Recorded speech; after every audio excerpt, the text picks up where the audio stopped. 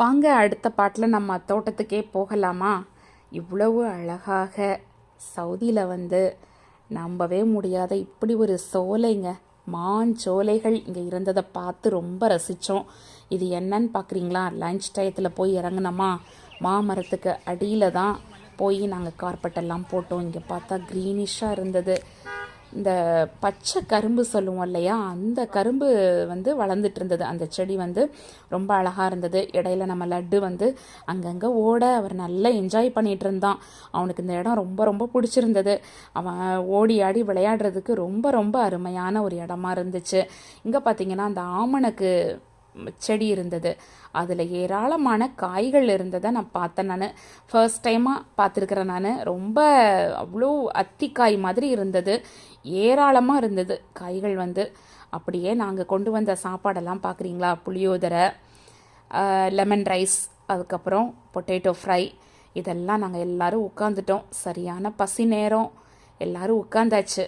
என்ன கொடுத்தாலும் சாப்பிட்லாம் அப்படின்ற மாதிரி. பார்த்திங்கன்னா சூப்பரான டேஸ்டியாக இருந்தது. 2 ஜூஸ் பாட்டில் வாங்கிக்கிட்டோம். அப்புறம் கர்ட் இருந்தது, மிக்சர் அந்த மாதிரிலாம் வச்சு எல்லாம் வச்சு சாப்பிட்டாச்சு. அப்படியே போனால் அந்த இடத்துலேருந்து அது என்ன அனிமல்னே தெரியலை, பெருச்சாளி மாதிரியே இருந்துச்சு. அந்த இடத்துல போய் நாங்கள் பார்த்தோம். அந்த ஒரு ஏரியா ஃபுல்லாக அது வச்சுருந்தாங்க, அந்த அனிமல் இருந்தது. ஜஸ்ட்டு அப்படியே அதை ஒரு லுக்கு பார்த்துட்டு, அங்கே பாருங்கள் இந்த இருந்து எடுத்திருக்கிறேன் நான். அதுக்கு ஒரு சின்ன கேவ் மாதிரி கட்டி வச்சுருக்குறாங்க. அப்புறம் அதுக்கு சாப்பாடு வச்சுருக்குறாங்க. சரி, அப்படியே நடந்து போனால் அந்த உச்சி வெயிலில் அந்த சோலை வனத்தில் அங்கே பார்த்தீங்கன்னா வாழைத்தோட்டம். கண்ணுக்கு எங்கேயும் தூரமாக பார்க்குற வரைக்கும், எட்டிய தூரம் வரைக்கும் பசுமைங்க. அவ்வளோ சூப்பரான ஒரு பசுமையை பார்த்து பார்த்து மனம் நெகிழ்ந்து போனேன் நான். அப்படி ஒரு ரசனையான ஒரு இடமாக இருந்துச்சு.